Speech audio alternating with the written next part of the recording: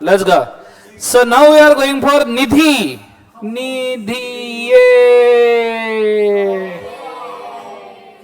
निधि company. ठीक है, start करते हैं. कॉन्सेंट्रेट करना अच्छे तरीके से, ध्यान देना.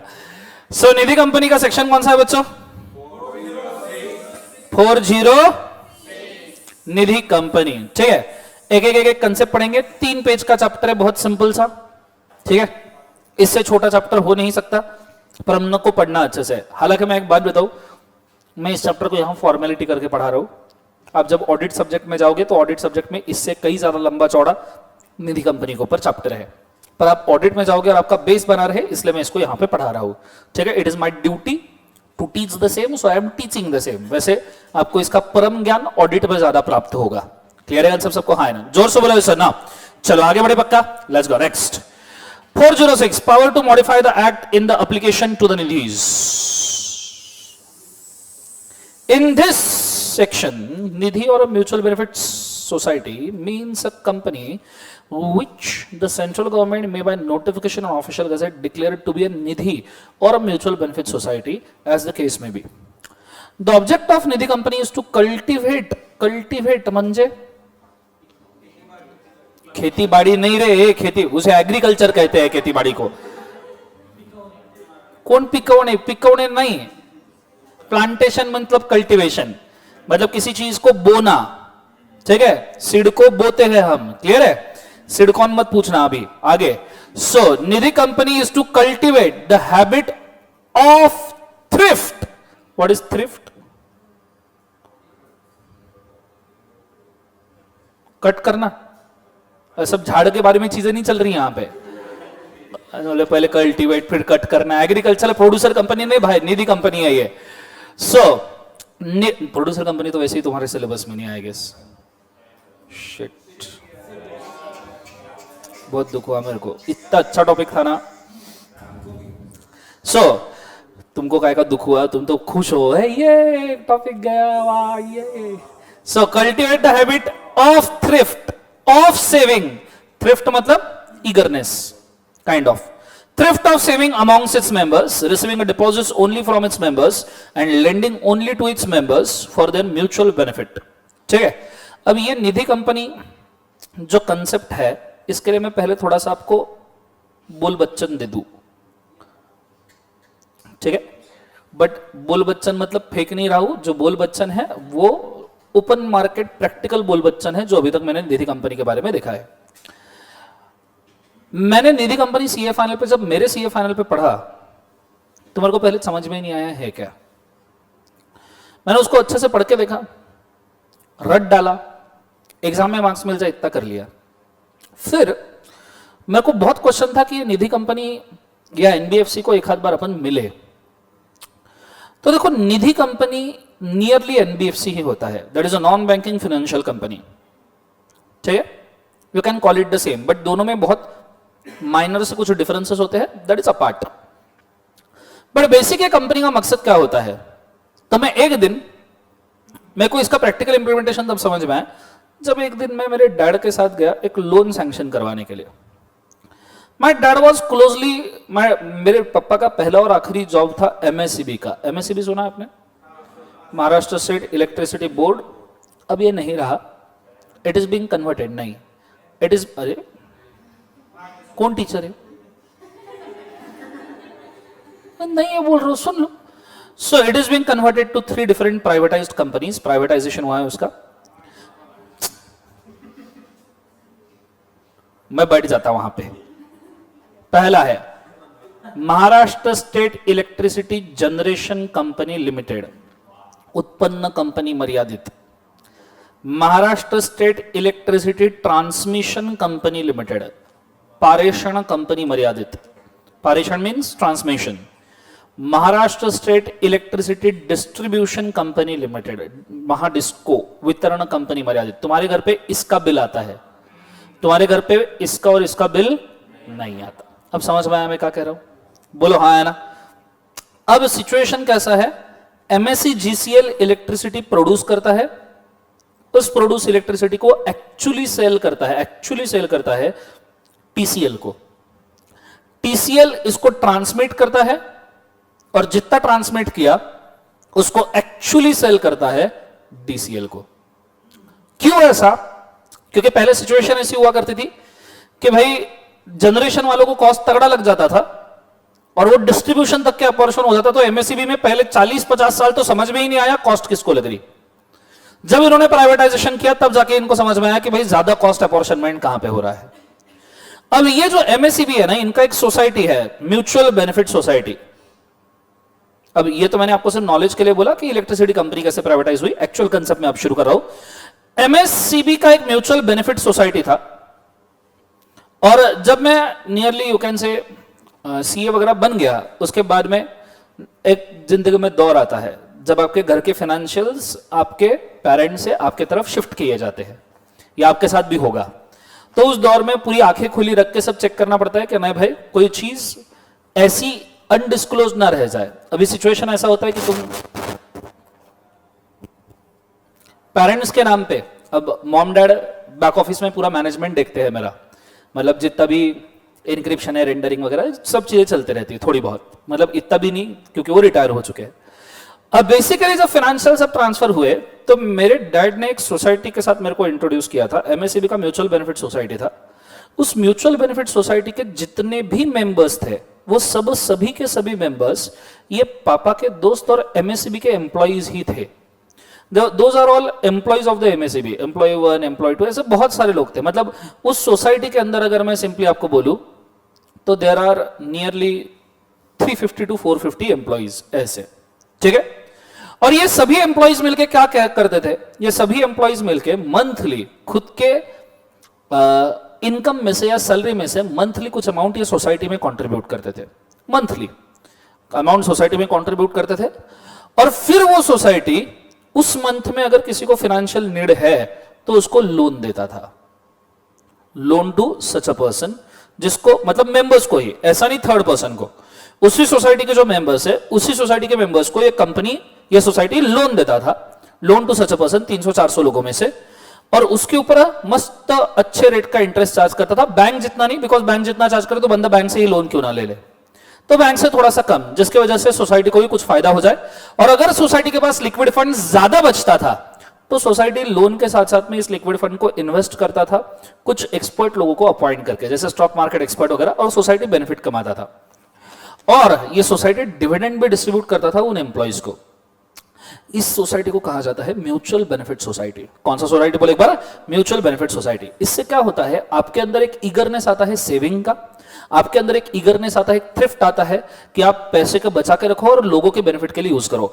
आज अगर तुम्हारी जेब में, it's very simple as this, आज अगर तुम्हारी जेब में 100 रुपए पड़े हैं जो तुम्हारे किसी काम के नहीं है, तुम्हारी सब बेसिक्स नीड्स सब खत्म हो गई और तुम्हारी जेब में 100 रुपए पड़े हैं, तो आदमी के जेब में जब पैसा होता है तो आदमी सोचने लग जाता है इसको कैसा खर्चू साला। ये ह्यूमन नेचर है, इसमें गलती किसी की नहीं है। तुम्हारे जेब में पैसा, तुम ये सोचोगे कि इसको कैसा खर्चू, लेकिन ऐसा कोई पर्सन तुम्हारे ही आसपास का हो सकता है जिसको 100 रुपए की तुमसे ज्यादा जरूरत है। अब तुम्हारे पास पैसा रहा, तुम उसको खर्च दोगे खुद के सेटिस्फैक्शन के लिए, लग्जरी के लिए। बट अगर तुम ऐसा कोई सोसाइटी क्रिएट करो जिसमें अगर तुम ये 100 रुपए डाल दो और जिसको जरूरत है वो उसको यूज कर ले, तो तुम्हारे लग्जरी के कॉस्ट पे किसी की बेसिक नीड्स कंप्लीट हो सकती है।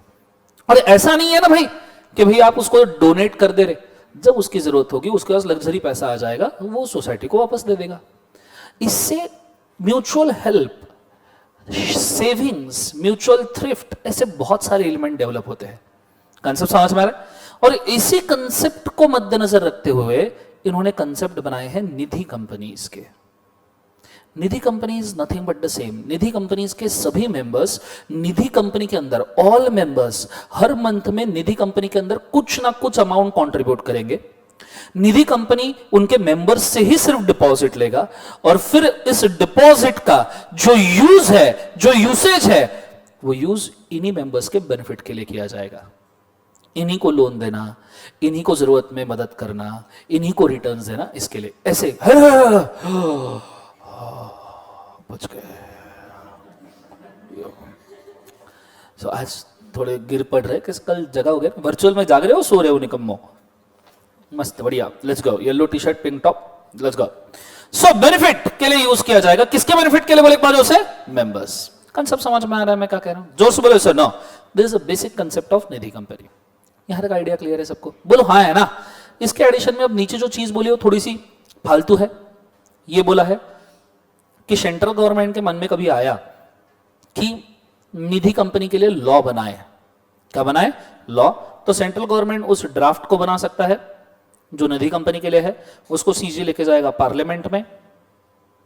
पार्लियामेंट के 2 हाउसेस है, एक खॉप और दूसरा कौन सा? हॉस। अबे बोलो, house of people, house of state council. इन दोनों जगह पे जब पास हो जाएगा तो आप निधि कंपनी के लिए कोई भी न्यू लॉ बना के ला सकते हो। ये उसके नीचे के लाइन में बोला है, लेकिन उसका कोई सेंस नहीं है। Maximum 30 days house of people, house of state council में पास करो, लॉ बनेगा। ये तो हमको बहुत बचपन से मालूम है, इसको पढ़ने की जरूरत नहीं है। अब सीधा आ जाओ निधि रूल्स पे। इनकॉर्पोरेशन एंड इंसिडेंटल मैटर्स, ठीक है। उसके अंदर point number 1, a Nidhi shall be a public company. कौन सी कंपनी? प्राइवेट बना सकते हो क्या? बोलो। Point number with paid up equity capital of कितना? 5 लाख रुपीज। 5 लाख का कैपिटल कम से कम होना चाहिए। I have a serious doubt, serious. ये 5 लाख कहां से आए?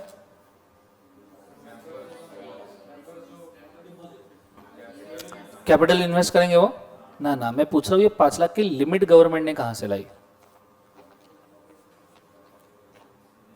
ये 5 लाख की लिमिट गवर्नमेंट ने लाई है पब्लिक कंपनी के मिनिमम पेड अप कैपिटल से, जो तुमने सीए इंटर में पढ़ा था कि प्राइवेट कंपनी 1 लाख का कैपिटल लगता है और पब्लिक कंपनी को 5 लाख का। गुड मॉर्निंग, 2015 में ये दोनों लिमिट हट चुकी है। अब प्राइवेट कंपनी बनाने के लिए 1 लाख भी नहीं लगता, पब्लिक कंपनी बनाने के लिए 5 लाख भी नहीं लगता। बोलो ये ओ अच्छा ओके, ये समझ में आ रहा है? तो पब्लिक कंपनी बनाने के लिए 5 लाख लगता है क्या? जोर से बोलो एक बार। नहीं, समझ में आया? तो अगर वहां से लिमिट हट गई तो मुझे ऐसा लगता है यहां से भी हट जानी चाहिए, पर इन्होंने रूल्स में से लिमिट नहीं हटाई। तो अब निधि कंपनी बनाने के लिए कितना लाख रुपए लगने वाला है? 5। समझ में आ रहा है सबको? बोलो हाँ है ना।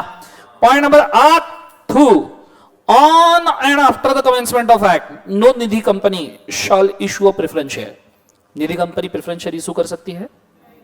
नहीं कर सकती। क्लियर है? नीचू। Point number 3, if the preference shares had been issued by a nidhi before commencement of this act, such a preference share shall be redeemed। कर लो, खेल लो एक काम, एक खेल ही लो एक बार का। एक गिरा दूसरा, क्या चल रहा है जिंदगी के अंदर, पूरा रीडिंग रहेगा साइड में। So no Nidhi company shall issue preference share. अगर प्रेफरेंस शेयर इशू किए हैं तो उसे रिडीम करो as per the terms of issue. मुझे तो प्रेफरेंस शेयर मैक्सिमम कितने साल के लिए इशू होते हैं? लगाओ बोली, लगाओ बोलिए। 20 years। और इंफ्रास्ट्रक्चर कंपनीज रही तो 30 years। Infrastructure company schedule 32 schedule. अबे 7 शेड्यूल है कंपनीज एक्ट में, सिर्फ 32। नहीं सुनना मेरे को आगे, बस है आज के लिए। कितने शेड्यूल है कंपनीज एक्ट में? कौन कौन से? 1।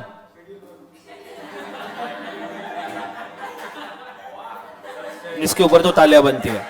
कौन से शेड्यूल है कंपनीज एक्ट में? तो schedule 1, schedule 2, schedule 3, schedule 4, schedule 5, schedule 6। मैं पागल है जो यहां में आया। कह रहे हैं सर? नहीं नहीं नहीं नहीं, हाँ हो दो, पर 7 शेड्यूल के नाम पता है क्या? पहले शेड्यूल 1 के लिए तालियां आ रहे। वाह वाह वाह वाह। आप बोलो शेड्यूल 1 किसका है? शेयर है ए, गारंटी बी, कॉम्बो है सी, अनलिमिटेड नो शेयर कैपिटल है डी। म्यूजिक नहीं बोलना, गाना बोलना है। पेपर में टू डू डू लिखोगे क्या? What is a model MOA? टू डू डू डू। बोलो सब जन, गाना क्या है? शेयर है ए, गारंटी बी, कॉम्बो है सी, अनलिमिटेड नो शेयर कैपिटल है डी, अनलिमिटेड विच शेयर कैपिटल है ई, एमओए इसी। बोलो गाना। गाना याद देने के लिए और एक मेमोरी टेक्निक देना पड़ेगा इनको। निकम्मे लोग है ना। ये जो मॉडल एमओए है ये शेड्यूल 1 में होता है। शेड्यूल 2 नस्त, वाह वाह। Depreciation rate, schedule 3। ये नहीं आया ना, मैं सिर फोड़ दूंगा एक एक का पकड़ के, याद रखना, बॉम्ब फोड़ दूंगा यहां पे, जला डालूंगा तुमको, मैं भी जल जाऊंगा इसके अंदर। PA format of balance sheet and PL.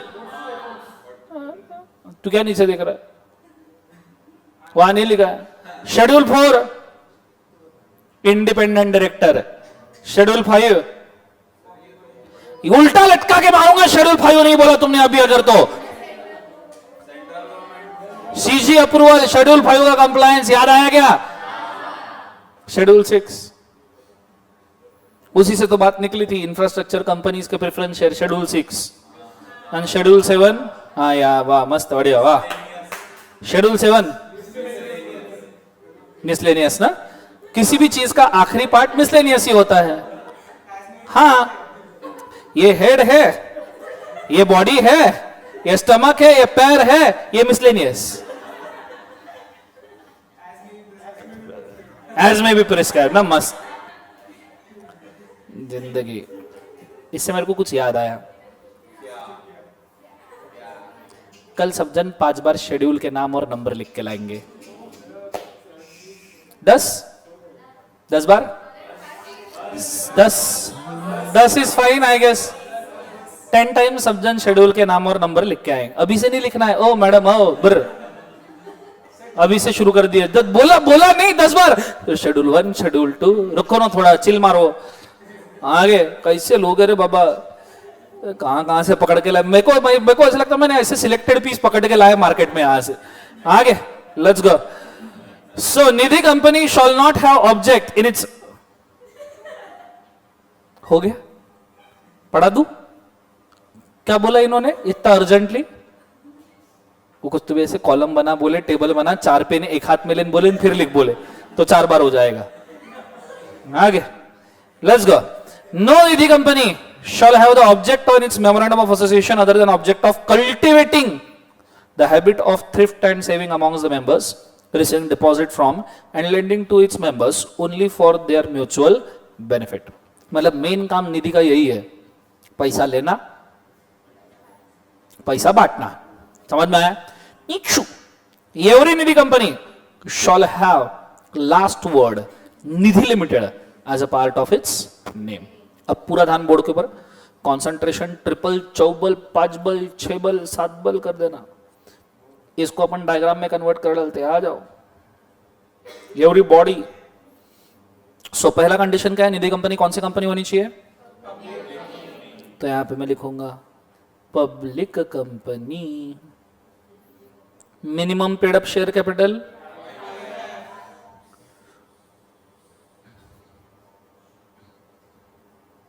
तीसरा condition, can issue preference shares. Point number 4, main business shaving, main business shaving नहीं, sorry saving and lending for mutual benefit.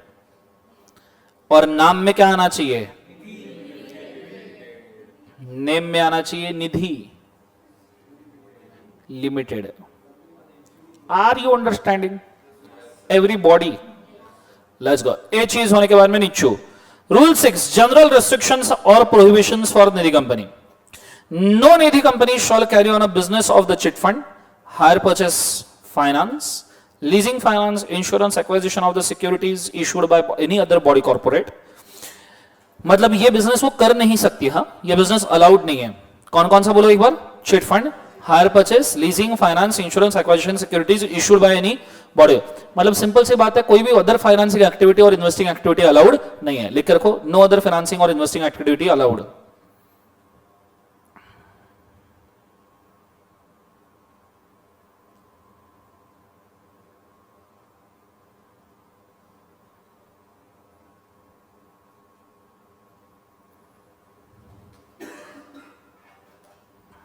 ठीक है, तो यहां पे लिखना चाहूंगा नो अदर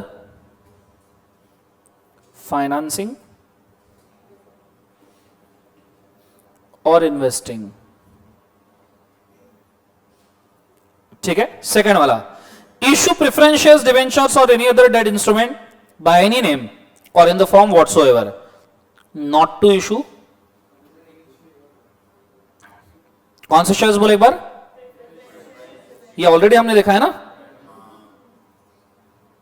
प्रेफरेंस शेयर्स, या तो फिर क्या बोला है डिबेंचर्स, या तो फिर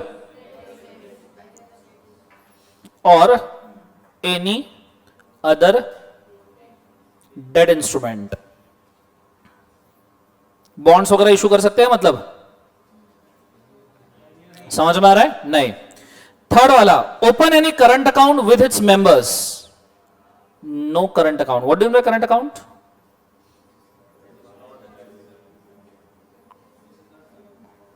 अच्छा, no current account with members, इसका मतलब क्या यह है कि निधि कंपनी मेंबर के पास करंट अकाउंट नहीं ओपन कर सकती? हाँ ना, बोलो हाँ है ना। एक होता है सेविंग अकाउंट, एक होता है करंट अकाउंट। तो निधि कंपनी मेंबर के पास करंट अकाउंट नहीं ओपन कर सकती, बराबर है। मेंबर निधि कंपनी के पास बैंक जैसा कोई भी करंट अकाउंट ओपन नहीं कर सकते। समझ में आ रहा है? ये मीनिंग है इसका। उन्होंने लैंग्वेज उल्टा बोला, अपन ने उल्टा इंटरप्रेट नहीं करना। मेंबर निधि कंपनी में कोई भी सेविंग, कोई भी करंट अकाउंट ओपन नहीं कर सकते। आगे ये होने के बाद, acquire other company by purchase of securities or control or composition of board of directors or any other company in a manner whatsoever, enter into an agreement for a change in its management unless, कौन सा resolution pass किया जाए? Special resolution at general meeting, and also obtained previous approval of किसका? Regional director. Regional director मतलब ROC के नीचे या ऊपर? निकम्मा बोलो, आरओसी के ऊपर। तो यहां पे नो सब्सिडरी, नो इन्वेस्टमेंट कब तक नहीं कर सकते? अनलेस, जनरल मीटिंग का कौन सा रेजोल्यूशन? सब जन बोलो स्पेशल, और साथ में किसका अप्रूवल है? Plus RD approval. आरडी मतलब कौन? Regional director. समझ में आ रहा है मैं क्या कह रहा हूं? बोलो हाँ है ना। नीचू अगला वाला, carry on a business other than the business of borrowing और lending in its own name provided at Nidhi which has altered to all the provision of these rules, which has adhered to all the provision of the rules, may provide a locker facilities on the rent to its members, subject to rental income from the facilities not exceeding 20% of gross income of the nidhi at any point of time during financial year. अब देखो, ये business नहीं कर सकते। 4 बोलो हाँ है ना। नीचे मैं लिस्ट को थोड़ा सा और इंक्रीज कर रहा हूं। मुझे बताओ, लेंडिंग फाइनेंसिंग निधि कर सकती है क्या? नहीं, लेकिन खुद के मेंबर्स को कर सकती है क्या? सो देखो यहां पे ओनली लेंडिंग एंड फाइनेंसिंग, किसको लेंडिंग फाइनेंसिंग? ओनली टू किसको? Member, and not to third party. बोलो हाँ है ना। ओके, अब नीचे क्या लिखा है? Provided Nidhi adhered to all the provision, जो सब प्रोविजन कंप्लाई करती है, ये लॉकर फैसिलिटी दे सकती है। किसको? मेंबर्स को। सो यहां मैं लिखना चाहूंगा locker facility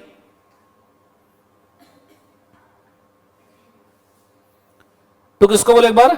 members only, not to others. Locker facility सिर्फ मेंबर्स को, दूसरों को देनी है क्या? नहीं। एंड इनकम इससे कितना होना चाहिए? मैक्सिमम या minimum? Maximum 20% of gross income as a rental. मतलब लॉकर फैसिलिटी से अगर निधि कंपनी का 20 करोड़ का प्रॉफिट है तो लॉकर फैसिलिटी से मैक्सिमम कितना आना चाहिए? 4 करोड़। कितना करोड़? 4 करोड़। आइडिया क्लियर है मैं क्या कह रहा हूं? जोर से बोलो सुनो। नीचे, एक्सेप्ट डिपॉजिट फ्रॉम और lend to any person other than member, मतलब किसी भी दूसरे पर्सन से डिपॉजिट या लेंडिंग कर सकती है क्या? नॉट एक्सेप्ट डिपॉजिट फ्रॉम, किससे बोले एक बार? उसे थर्ड पार्टी। समझ में आ रहा है? नेक्स्ट वाला, pledge any asset, pledge of any asset lodged by its member as a क्या बोले एक बार? उसे सिक्योरिटी। मतलब मेंबर ने अगर निधि कंपनी से लोन लिया है और उसने कोई सिक्योरिटी दी है, गोल्ड उसने दिया है निधि कंपनी को कि भाई मेरे को लोन दो या गोल्ड लो, अब उस सिक्योरिटी को आप वापस प्लेज नहीं कर सकते। इसको कहा जा सकता है रीप्लेजिंग, नो रीप्लेजिंग या फिर no pledging. Of security from member, from किससे बोले एक बार उसे, मेंबर। अगला, take a deposit from and lend any money to any body corporate. अब यहां पे ओनली लेंडिंग टू पर्सन बोला था, not to third party, and यहां लिख सकते हैं बॉडी कॉर्पोरेट। क्लियर है आंसर, ये तो ऑलरेडी देखा है ना हमने, हाँ है ना। नीचे, इशू और sorry enter into partnership agreement in its borrowing और lending activities. Borrowing lending activities में किसी के साथ भी पार्टनरशिप कर सकता है क्या? नहीं। नीचे मैं और एक्सटेंशन दे रहा हूं रिस्ट्रिक्शंस के लिए, नो पार्टनरशिप फॉर किसके लिए बोले एक बार, बोरोइंग, या फिर किसके लिए बोले एक बार, लेंडिंग। उसके बाद में इशू और cause to be issued advertisement in any form soliciting deposits. Deposit किसे भी नहीं मांग सकते, provided private circulation of the details of the fixed deposit scheme among members of the Nidhi company for private circulation only. मतलब क्या आप deposit के लिए प्रोस्पेक्टस इशू कर सकते हो? तो पढ़ो वहां पे उन्होंने क्या बोला है, एडवर्टीजमेंट नहीं दे सकते, मतलब प्रोस्पेक्टस दे गया।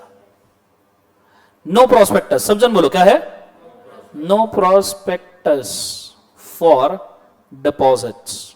फॉर किसके लिए बोले एक बार उसे, डिपॉजिट। लेकिन मेंबर्स को प्रोस्पेक्टस दे सकते क्या? बोलो हाँ है ना। ओनली टू किसको बोले एक बार उसे, मेंबर। और उस प्रोस्पेक्टस के ऊपर कौन से वर्ड यूज करने पड़ेंगे, for private circulation only. Idea clear है मैं क्या कह रहा हूं? जोर से बोलो ऐसा ना, जागना है अपने को, जागना है। हाँ, let's go next. Pay any brokerage और incentive for mobilising deposit from its members और for deployment of the funds और for granting the loans. So अगर आप चाहते हो कि मेंबर्स लोन वगैरह ले, निधि कंपनी और चले, तो उसके लिए आप ब्रोकरेज या फिर इंसेंटिव्स दे नहीं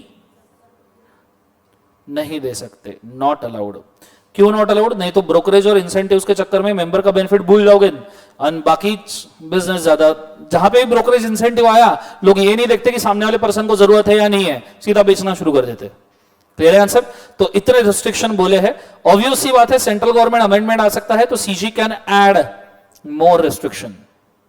बोला नहीं है उन्होंने, लेकिन हमने पहले सेक्शन में बोला कि अगर सीजी को लगता है तो सीजी बाद में लॉ अमेंड कर सकता है या नहीं कर सकता है। So these are the restrictions on कौन सा कंपनी बोले एक बार, निधि कंपनी। मैं चाहूंगा यहां तक लिख के रखो पूरा, गो फॉर इट फास्ट। अब ये कहां से लिखोगे? हाँ, यहां से लिखो, म्यूचुअल बेनिफिट से।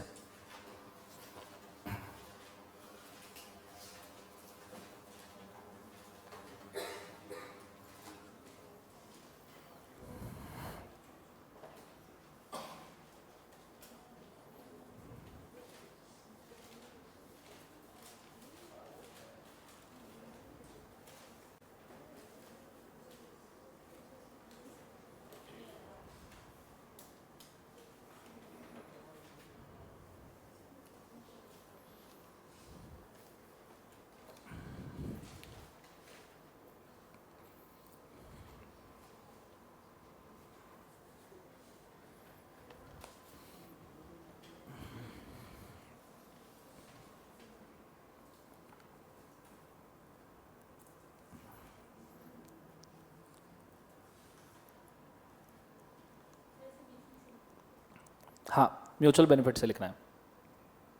ऊपर का तो वो तो मेरा पर्सनल एग्जांपल था।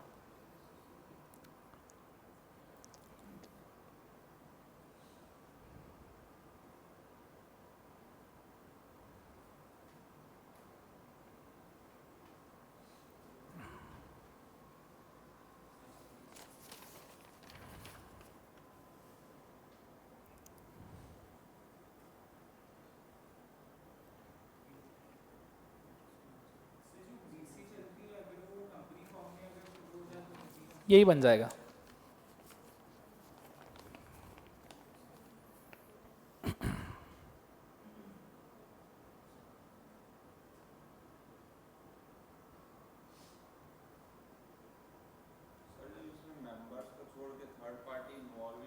इन्वॉल्व ही नहीं हो सकती पब्लिक कंपनी। अब बाकी उसका इन्वेस्टमेंट करना है, बाकी उसको उसके ऊपर रिटर्न कमाना है, और नंबर ऑफ मेंबर्स हमेशा 200 से ऊपर ही रहते हैं निधि कंपनी के। दैट्स वाई पब्लिक 200 के नीचे रहते तो प्राइवेट बोल सकते थे, आगे आएगा, डोंट वरी।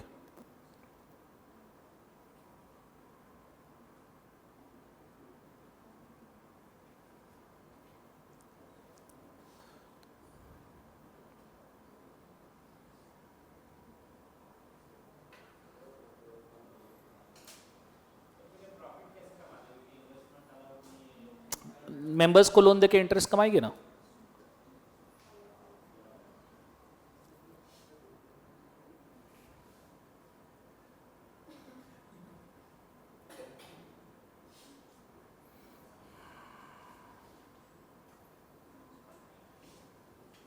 ड्रैग करूं,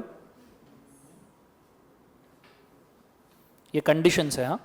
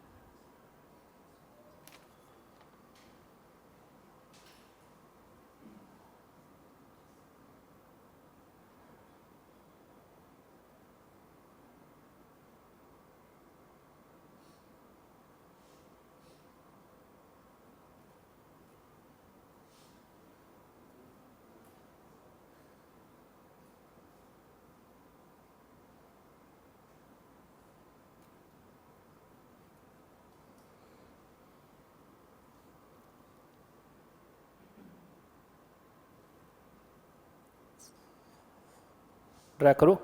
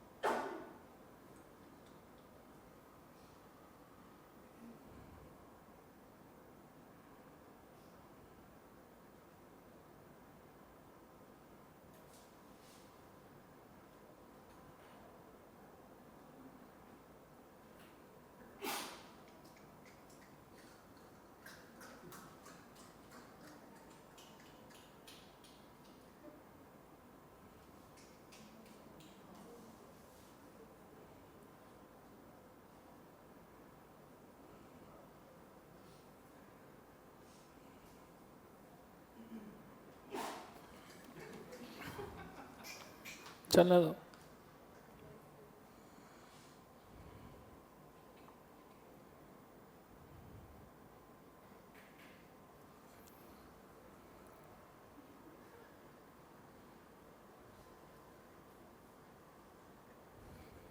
ड्रैग करो।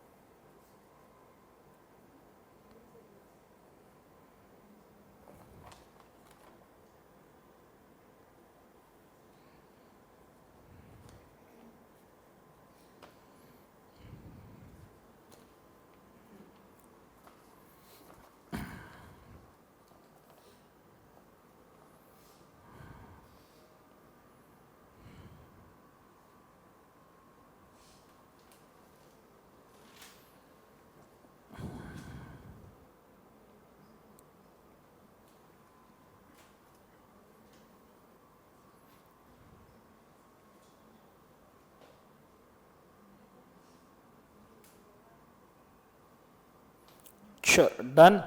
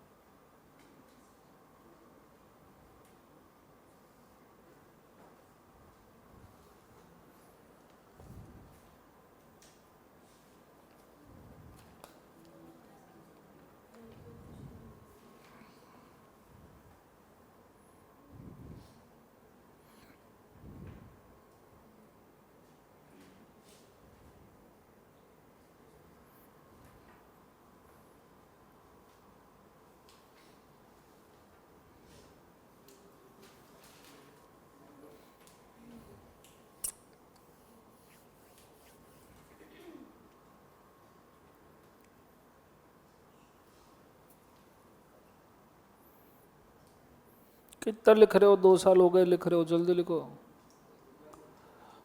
थक गया।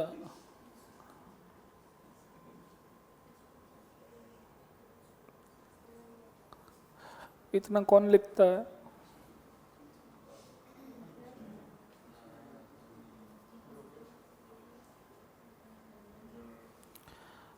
हो गया क्या?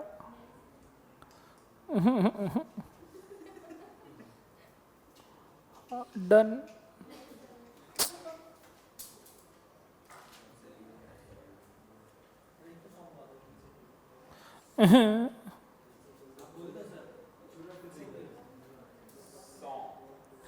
कोई सॉन्ग नहीं, निधि कंपनी खत्म होने के बाद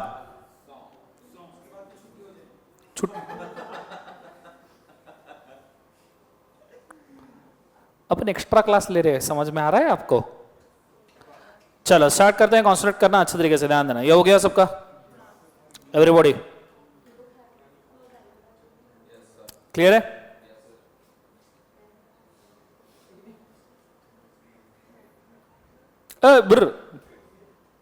गुड मॉर्निंग, हाय। चलो स्टार्ट करते हैं, कॉन्सेंट्रेट करना। ये हो गया सबका लिखना, बोलो हाँ है ना। ये चीज होने के बाद में मैं अगले कंटेंट के ऊपर जा रहा हूं, और अगला कंटेंट है रिगार्डिंग 2-3 चीजें, जैसे rules regarding membership and directorship. ठीक है, पूरा ध्यान बोर्ड के ऊपर देना।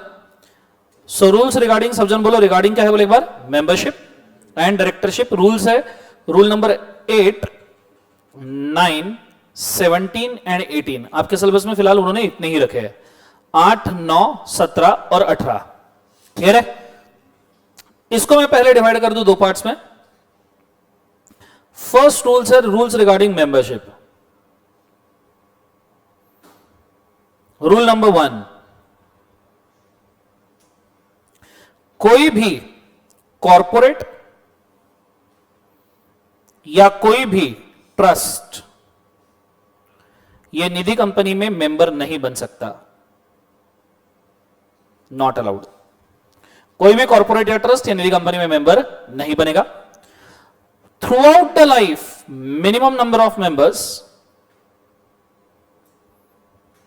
ये 200 ही होने चाहिए। मिनिमम मेंबर्स कितने होने चाहिए बोले एक बार उसे? 200। 200 से नीचे नहीं आ सकते, 200 के ऊपर ही रखने पड़ेंगे। एंड दैट्स वाई इसको हम पब्लिक कंपनी ही कहते हैं, क्योंकि प्राइवेट कंपनी का मैक्सिमम मेंबर का कैप 200 है, वहां से तो निधि शुरू होता है। And third, minor person member नहीं हो सकता। अब इसके अंदर भी डिवीजन है। Minor person cannot become a member, पर अगर आप चाहो तो माइनर से यू कैन एक्सेप्ट डिपॉजिट।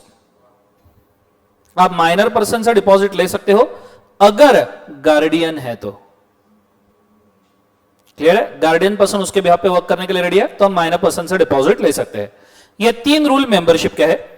इसी के एडिशन में ये सभी मेंबर्स मिलके नेट ओन फंड्स कम से कम लाएंगे मिनिमम 10 लाख। और sir what is difference between capital and own funds? Capital, अब मैं जरा इसको डिफरेंशिएट कर दूं। कैपिटल ये बिजनेस स्टार्ट करने के लिए लगता है, एज अ बिजनेस इन्वेस्टमेंट। ठीक है, बिजनेस का एक बार उसे इन्वेस्टमेंट लगता है बिजनेस स्टार्ट करने के लिए।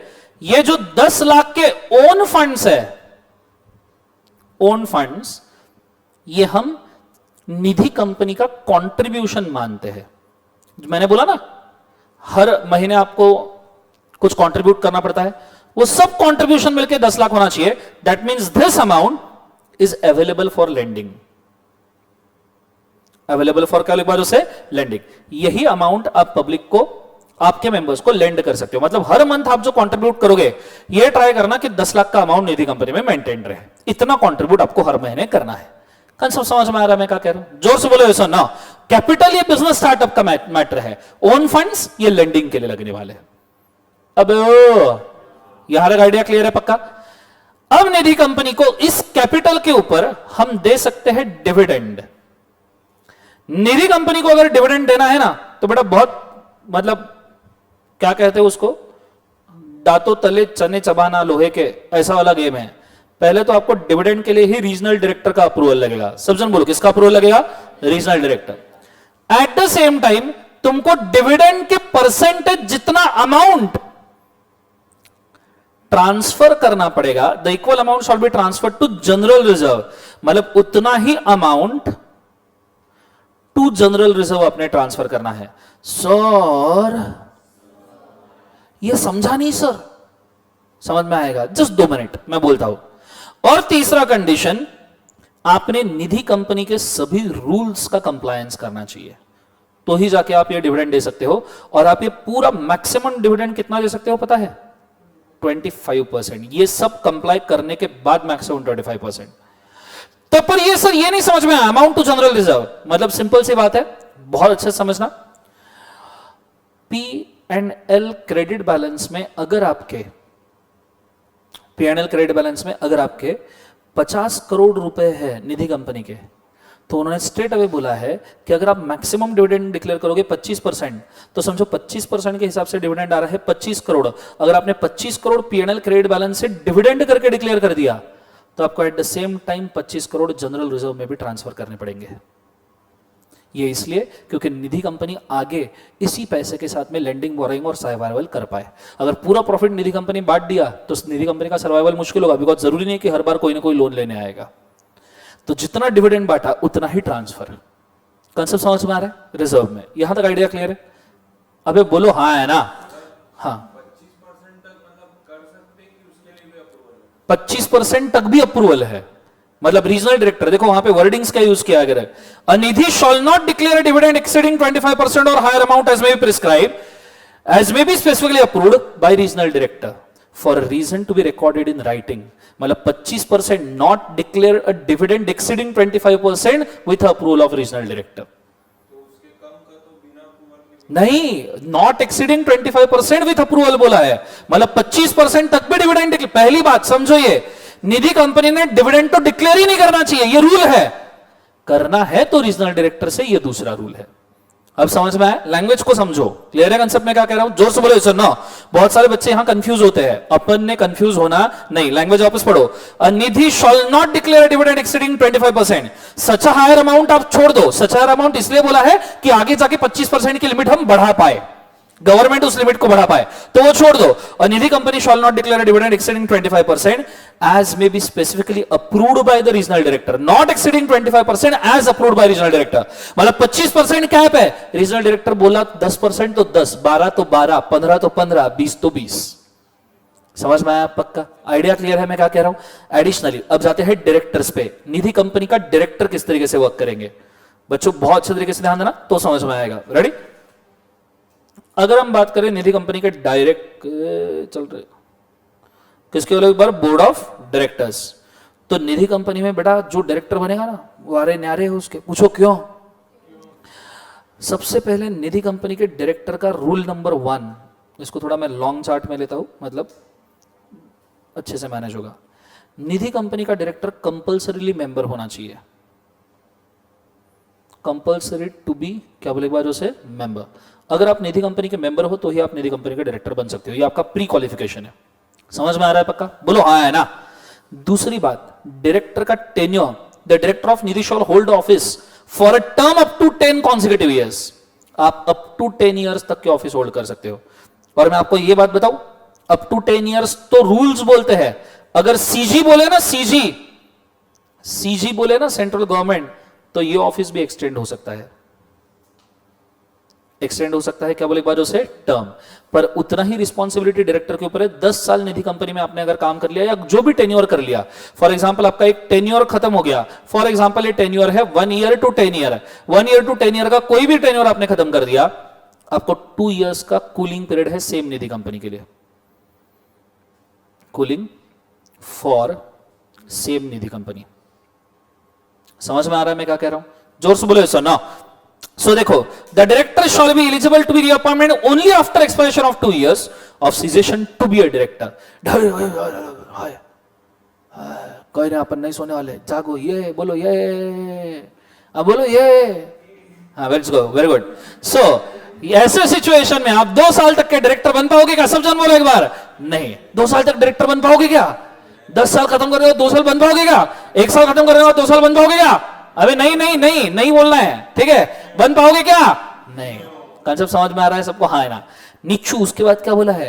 Where any director in the case already been examination center, वो एक्सटेंडेड टेमिनेट के लिए। हाँ हाँ हाँ, ये लास्ट वाला बच्चा, लास्ट वाला बोला, पूछो क्या? Director shawl comply with 152(4) and 164। 152(4) किसका है? डिक्लेरेशन ऑफ डिन and disqualification, and 164 disqualification of director. अगर 164 कंप्लाई करना है मतलब ऑटोमेटिकली 167 तो आ ही गया ना। ये मैंने 5-6 प्रोविजन ऐसे गुंडल गंडल के एक चार्ट में खत्म कर दी। कॉन्सेप्ट समझ में आया सबको? हाँ ना। जोर से बोलो ऐसा ना, लिहून टाका। क्या हुआ? चैप्टर खत्म नहीं हुआ।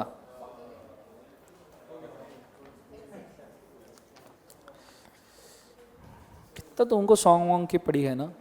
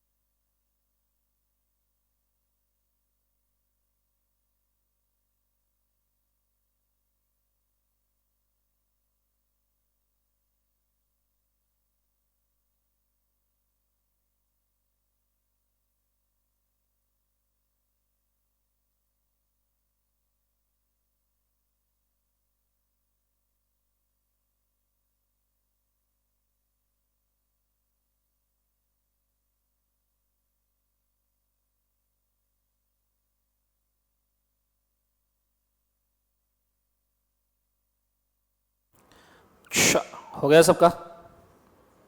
बोलो हाँ है ना? Shall we move forward? Yes और नो? ओके, यहां पे मेरा एक सवाल है, what are the provisions regarding audit of Nidhi companies? मुझे बताओ, रोटेशन ऑफ ऑडिटर सुना है आपने? इंडिविजुअल कितने साल के लिए अपॉइंट होता है? 5 साल, और फर्म 10 साल। 2 periods of 2 consecutive terms of 5 years same Nidhi company के लिए एप्लीकेबल है। कोई भी निधि कंपनी रहे, individual 5 years, firm 2 consecutive terms of 5 years। समझ में आया? कूलिंग पीरियड नॉर्मल कंपनी में कितना होता है? 5 years, यहां सिर्फ 2 years है। मतलब डायरेक्टर के लिए भी कूलिंग पीरियड 2 years और ऑडिटर के लिए भी कूलिंग पीरियड 2 years। से क्लियर है? सर्टिफिकेशन करते वक्त ऑडिटर बताएगा कि निधि कंपनी ने ऑडिट रिपोर्ट के साथ एक्सटर्नल सर्टिफिकेशन देना पड़ेगा, एक्स्ट्रा वाला, ऑडिटर नहीं, कि उसने सभी निधि कंपनी के रूल्स कंप्लाई किए हैं। नहीं किए तो कौन से नहीं किए हैं, ये आपको मेंशन करना पड़ेगा। क्लियर? एक बार नीचे पढ़ लो, ऑडिट एंड ऑडिटर सर्टिफिकेट।